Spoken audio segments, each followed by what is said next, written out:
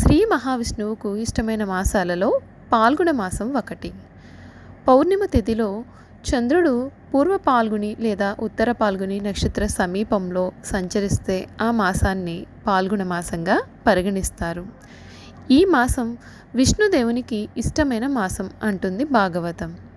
ఈ మాసంలో విష్ణువుని పూజించి క్షీరాన్నం నివేదిస్తే అభీష్ట సిద్ధి కలుగుతుందని భాగవతం ద్వారా తెలుస్తుంది.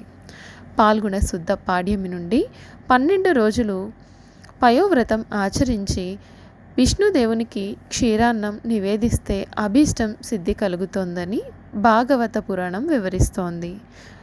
పాల్గొన మాసం అంటే చివరి నెల, 12 నెలలలో చివరిదైన ఈ మాసాన్ని ఆనందం, సంతోషానికి మార్గంగా భావిస్తారు.